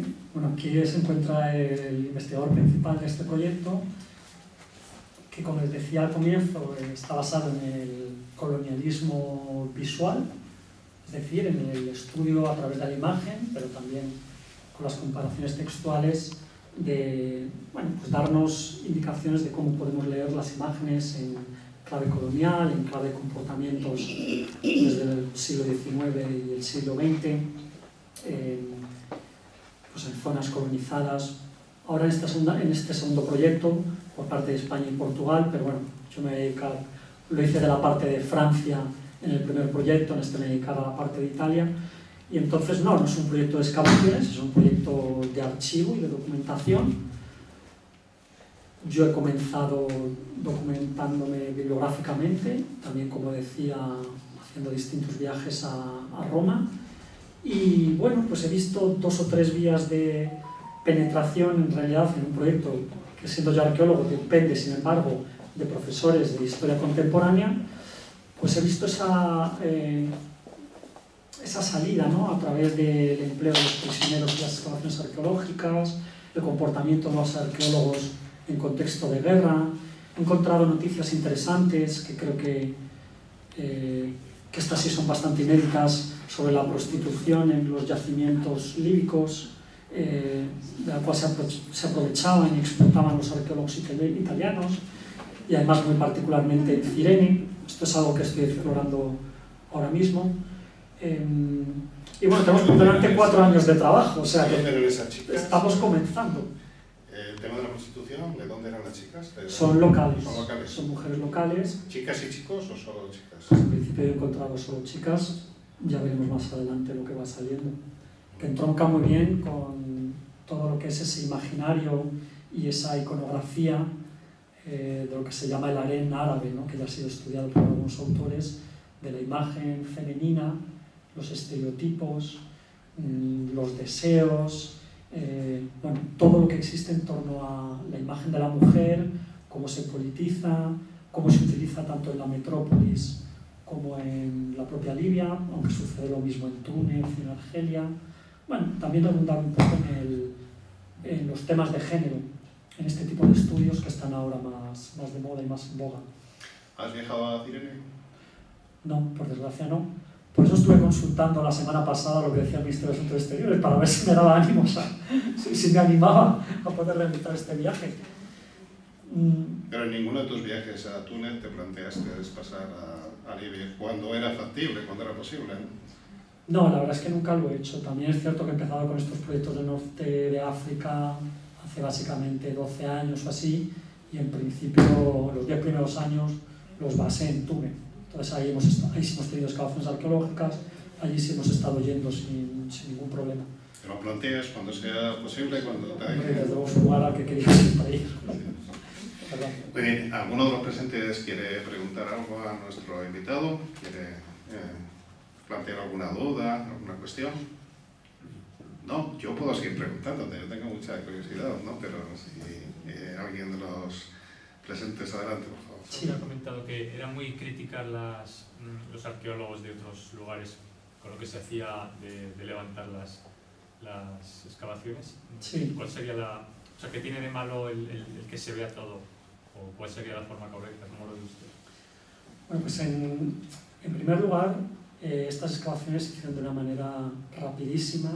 He mostrado algunos de los medios con los que se hicieron, obviamente sin ningún pensamiento estratigráfico, que es en el que nos basamos actualmente a la hora de hacer excavaciones arqueológicas, pero ojo, tampoco lo estoy viendo desde un punto de vista completamente actual, porque ya las excavaciones estratigráficas estaban existiendo en algunos otros lugares, incluso desde finales del siglo XIX, y en excavaciones contemporáneas que se están haciendo en territorio colonial francés ya hay excavación estratigráfica. Entonces, el objetivo de los italianos fue, no voy a decir al 100%, pero sí seguramente un 99,9%, habilitar esos yacimientos a las visitas turísticas, atraer tanto a nacionales a extranjeros a esas grandes ciudades, mostrándoles de una manera muy propagandística la grandeza del imperio, ¿no? Cómo era una ciudad romana, prácticamente excavada desde el momento en que está enterrada en las arenas, dejando a la visita las grandes vías, ¿no? que se pueden recorrer, pero perdiendo muchísima información histórica en todo el proceso. Piense que esas vagonetas de COVID lo que hacen es extraer toneladas y toneladas de tierra sin examinar, sin que haya ningún tipo de metodología científica detrás de ello, porque el objetivo final era eso, levantar la grandiosa arquitectura de Roma en ese lugar en concreto, ¿no? Ya sea en Cirene, en Tolemaide, en Lectis Magna. Y entonces los arqueólogos del momento, por ejemplo los franceses y sobre todo incluso también los alemanes, que ya tenían metodologías más científicas y que incluso dejaban las piezas excavadas in situ. Por ejemplo en Olimpia los alemanes dejan las esculturas que encuentran, mientras que los italianos algunas sí y otras se las llevan sin embargo a Roma.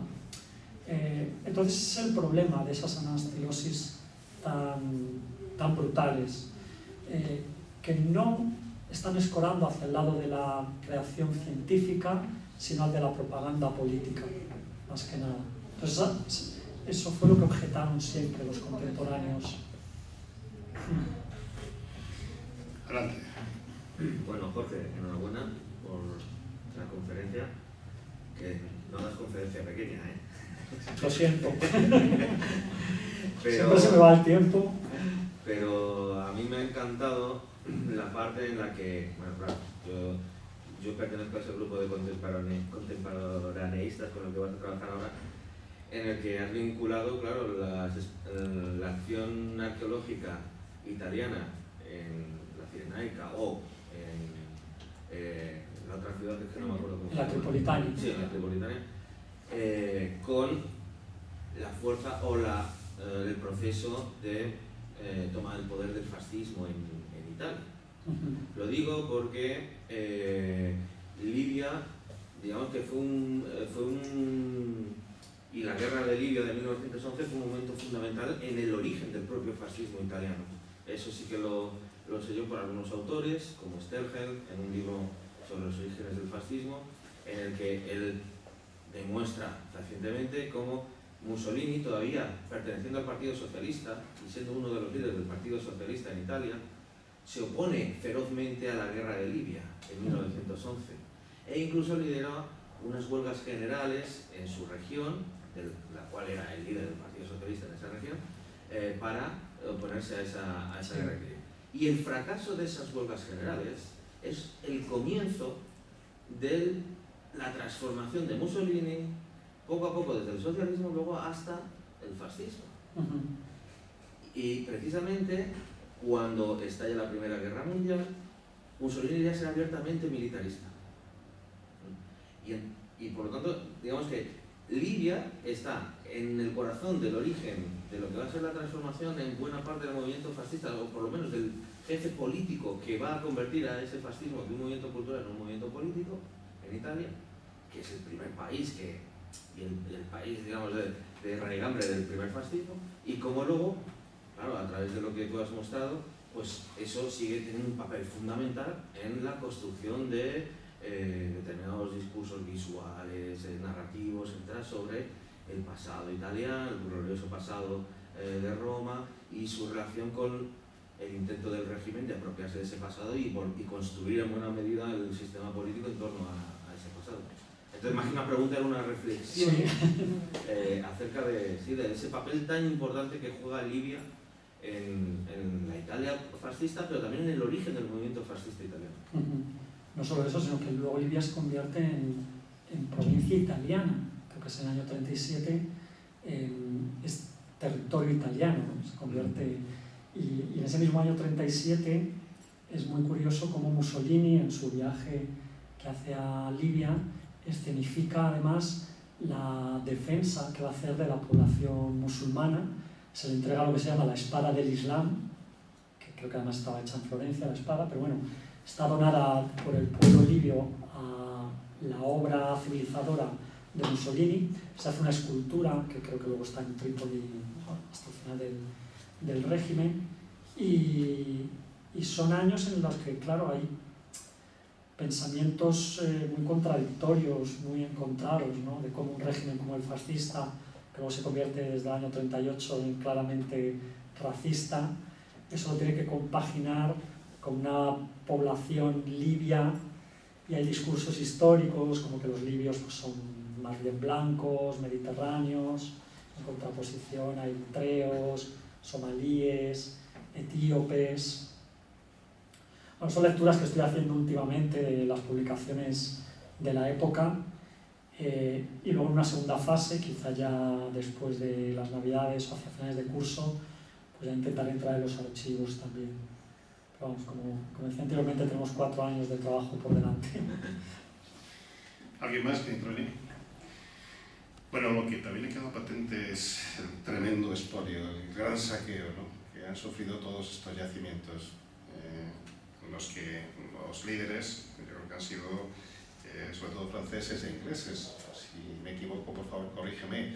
¿Hasta qué punto los italianos participaron en este expolio? Bueno, la verdad es que Italia entra tarde en esa carrera colonial, por lo que, y además luego siempre tiene el propio territorio italiano, ya de por sí muy rico, ¿no?, en yacimientos y en obras de arte. Es cierto que entonces esa fase tan científica se produce antes, ¿no?, siglos XVIII, siglos XIX, y los italianos están un poco al margen de todo eso. A finales del XIX es cuando tienen ya algunos territorios, Eritrea, etc., pero lo que es en el campo de la arqueología básicamente se van a estrenar en esos años de la Primera Guerra Mundial en Libia. Por lo tanto, es cierto que llegan décadas y décadas tarde a otros movimientos, ¿no?, y otras actitudes que sí se estaban dando por parte de ingleses o por parte de franceses. Piénsese que los propios viajeros ingleses del Grand Tour ya acudían a Italia y se llevaban las obras de arte italianas, grecorromanas, de sus villas, ¿no?, y de sus yacimientos, hasta el punto de que los distintos pontífices tuvieron que crear legislaciones para evitar ese movimiento de obras de arte, pero nunca lo pudieron prohibir del todo. Los italianos en este sentido, no, el Grand Tour es un fenómeno que va hacia Italia, no de los italianos hacia afuera, al igual que casi tampoco de los españoles hacia afuera, aunque se dio en cierta medida.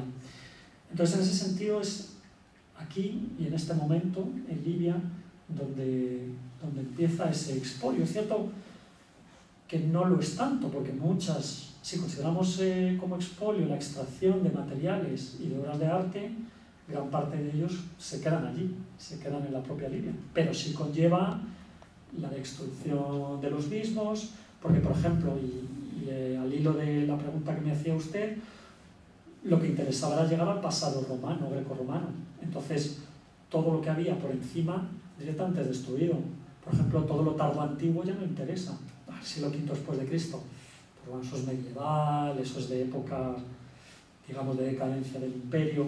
Entonces interesa, todo eso se va desmantelando en los distintos yacimientos para llegar a la grandiosidad de los siglos anteriores.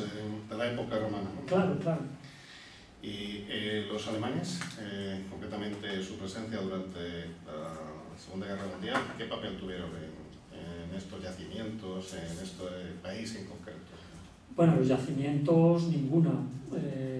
Los visitan, obviamente, y sí he encontrado fotografías de los grandes jerarcas en Cirene o en Leptis Magna. Obviamente también se producen las visitas de los jerarcas fascistas. Las nuevas indicaciones políticas, también arqueológicas, se dan a raíz de cada nueva visita. Pero en ese sentido la presencia va a ser militar. La recuperación de Bengasi, por ejemplo, se hace con tropas italianas y alemanas. Todo esto desde luego tengo que leerlo mucho más, tengo que trabajarlo bastante más. Pero es muy curioso cómo en el año 42 se hace una película que se llama Bengasi, sobre la recuperación y la huida de los neozelandeses de esa capital de la Cirenaica.